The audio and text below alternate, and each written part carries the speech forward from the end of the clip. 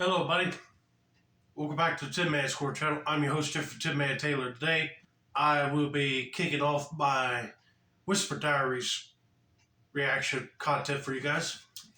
And the first video that I'll be reacting to is called 3 True All Alone Horror Stories. And this is the very first video that he uploaded on his channel. So without further ado, I'm going to turn these lights off, move the camera up here for you guys, and let's get this reaction on the road and in the bag, shall we? Okay, here we go.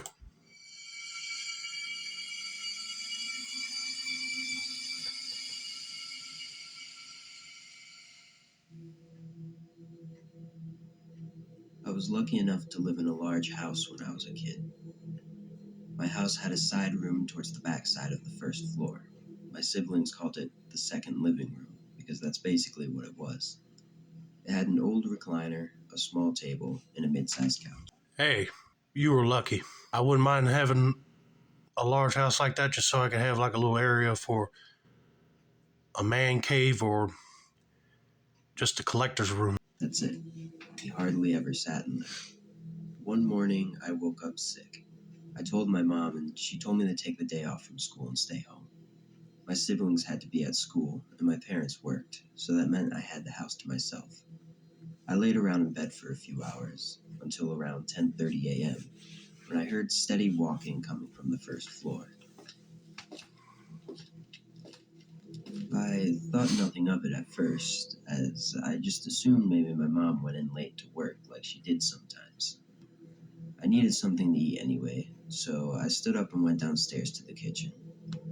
I made it about 3 feet in front of my kitchen's walk-in doorway when I locked eyes with, not my mom, but a 6-foot-tall man wearing raggedy and ripped-up clothes. Oh, heck no. I had a bad feeling that he heard walking around and wasn't his mom. It had to be some stranger. But that's scary thinking that you're sick and somebody break into your house. If he doesn't take the whole get out of here, I'll call the cops speech, I will be running for a knife right about now. I was frozen in fear. I just stood there. It was only for a few seconds, but it felt like hours had passed. The guy just stood there and watched me too. No expression or anything. I eventually pulled myself out of the shock and bolted for my bedroom upstairs. I didn't hear him following me, but I got in my bedroom and locked the door and moved a dresser in front of it anyways. I pulled out my phone and instead of calling 911 like I should have, I called my mom. I screamed into the phone telling her someone was in the house trying to kill me. She told me not to leave my room for any reason and call the police, so I did.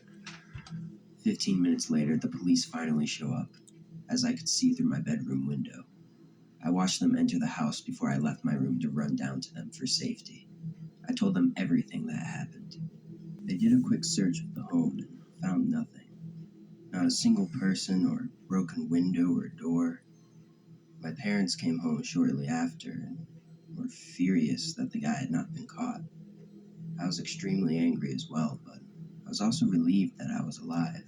Yeah, you should be grateful that that guy did not decide to try to find you and kidnap you or worse, delete you from existence. But he figured that since you saw him and was going to call 911, he thought he'd skedaddle out of there before he got caught.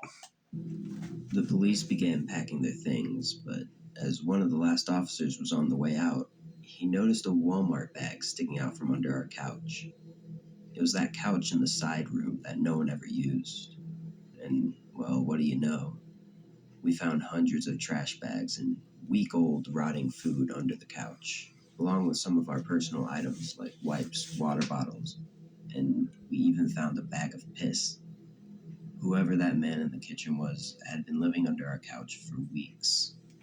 I can't comprehend how none of us had smelt any of the garbage that was piled up under there for the entire time he was there. The fact that he never made a single noise under there just baffles me. I was wondering how that guy got in the house, but it turned out he was actually there the entire time. But that's just disgusting that he would pee in a bag instead of like a bottle. That pee would like leak right out of the bag instantly.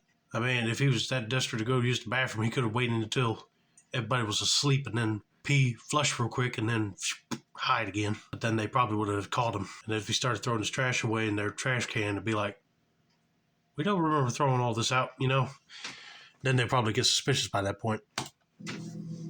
We've since cleaned that room out completely and turned it into a breakfast nook with wooden chairs so no more people can break in and find free housing in them.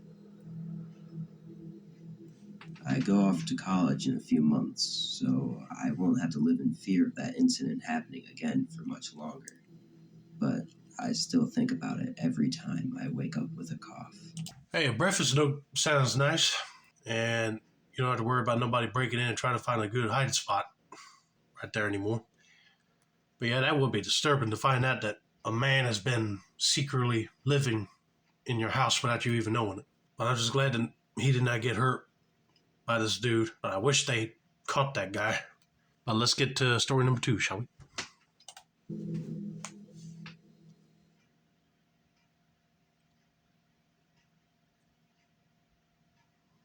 Although it doesn't seem like it, this happened quite a while back, probably over 10 years ago. I was in the later years of high school and was home alone. My parents were at a wedding that required them to stay at a hotel, and my brother worked the night shift. At that time, my family lived in a very well-known East Coast city, inside of a blue-collar neighborhood that was just starting to take a nosedive. As a teenager, I was a bit of a loner. I wasn't a nerd or anything. I was a big dude who had friends and went on dates, but I'm naturally an introvert, so I cherished the rare alone time that I got. This weekend, I was looking forward to engaging in my normal empty house routine. Play some PlayStation on the big screen TV, order some late takeout dinner, and watch some Dragon Ball Z. Now that sounds like a fun night to have.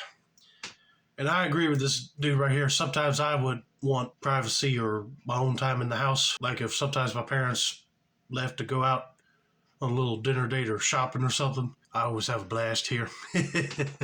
Just having the place by myself. But I do admit that sometimes it gets creepy when you don't hear nobody else in the house with you. Then, around 2 a.m., fall asleep on the couch with my old dog, Cecil.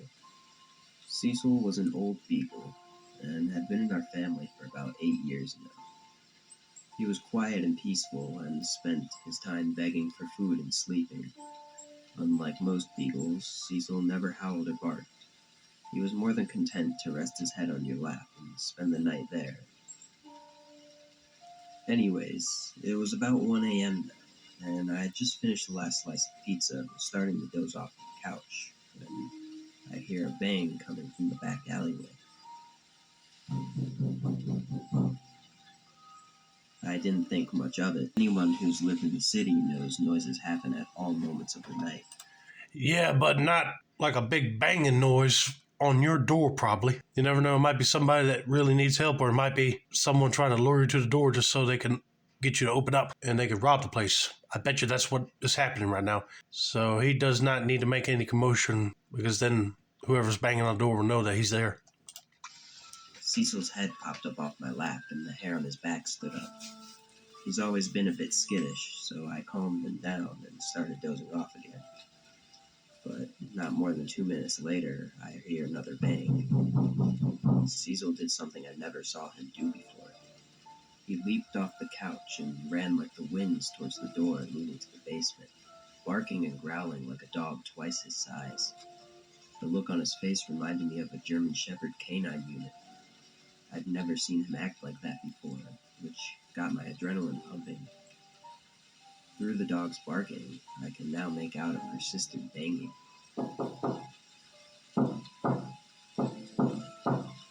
There was a seldom used door in the basement that led to our back alleyway.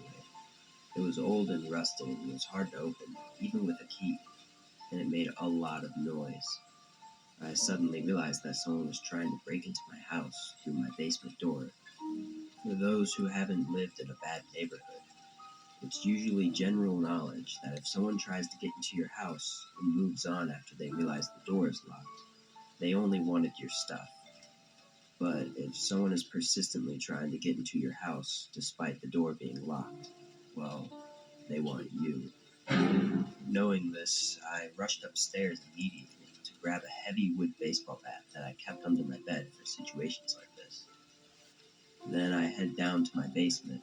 I probably should have ran, but I was a macho teenager with a tough guy complex, and I had nowhere to go. While I'm heading down the stairs to my basement, Cecil blows past me with the speed and aggression of a dog half his age. Suddenly, I hear a man's voice say, "Oh fuck," and the banging stopped.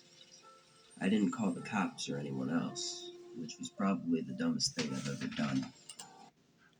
You think if I heard knocking coming from the basement door, I would have been calling the cops to see if they could go around that back alleyway just to catch the guy doing it. But since you did it and they heard the dog, they decided to run, it seemed like, or they figured they're not going to get in.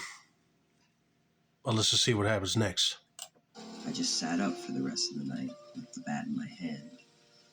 My brother came home that morning and I told him what had happened. He went to the basement door to take a look, and when he gave it a tug to open it, the whole door fell off.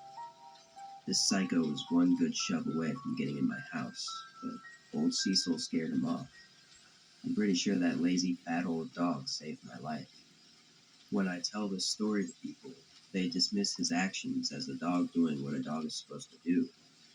But I can tell you that Cecil never barked or moved that fast in his life. It was almost like he knew the urgency, like he knew that door was going to give.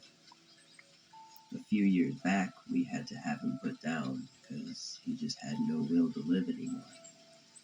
Before the injection, I got a moment alone with him. I thanked him one last time for his friendship and for what he did that night. At this point, I was a grown man with a wife and kids, but I'm convinced none of that would have happened without old Cecil. I do remember this story now. I just reacted to it on another Scary Storytellers channel. But God, that dog sprang into action and started scaring the crap out of that dude that was trying to kick in the door. Because if he didn't hear that dog make an aggressive bark, he probably would have just kept on going until he got inside. But then I know that guy would have been ready to swing him at him with the bat. Because if that guy broke in, and he probably would have attacked him. And his perfect family life would not have been happening.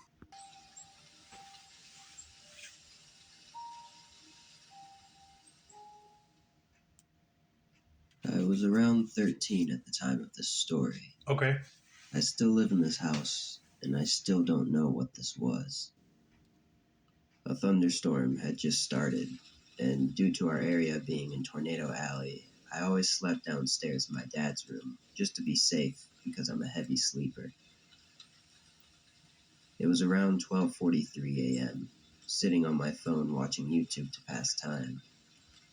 As the rain hit the house, I heard my dad's intense car bass pull up into the driveway. I lived in a small town, and everybody knows everybody, and he was the only one with a car like that.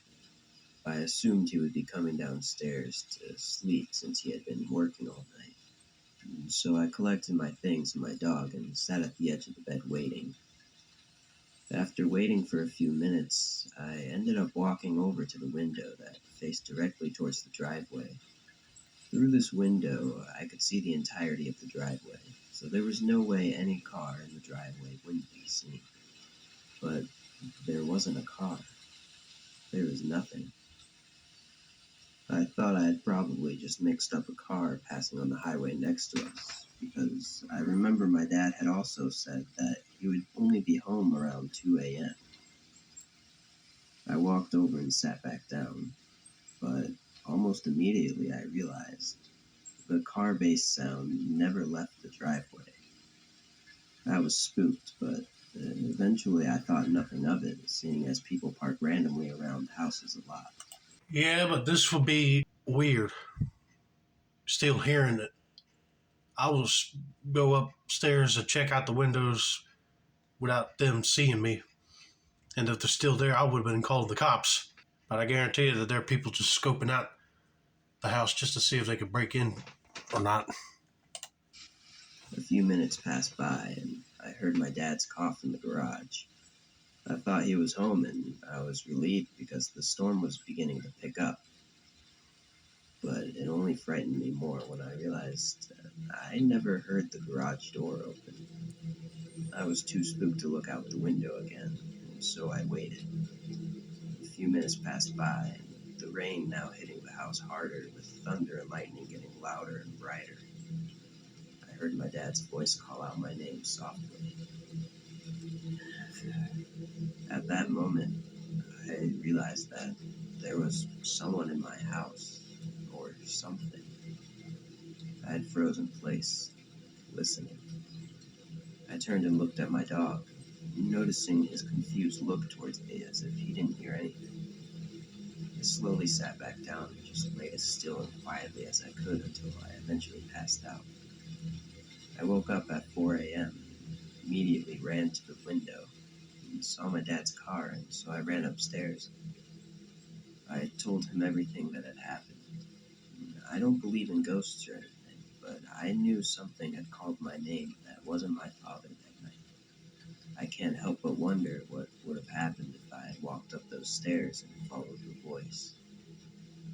We don't know what really happened that night, but I can't help but feel uncomfortable in my own house now. Okay, at that point, I'll be thinking, okay, there's somebody breaking the house.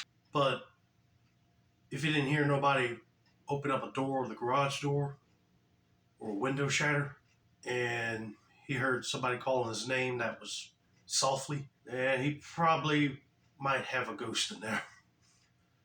Of who, I don't know. But that would be spooky. I'm just glad his dad made it home and nothing bad happened to him. But anyway, I hope you guys enjoyed this video. Don't forget to like, subscribe, turn on post notifications for more Whispered Diaries content like this. This has been another installment of the Tin Man Score channel. I'm your host, Jeffrey Tin Man Taylor. That's a wrap. And have a nice day, everybody.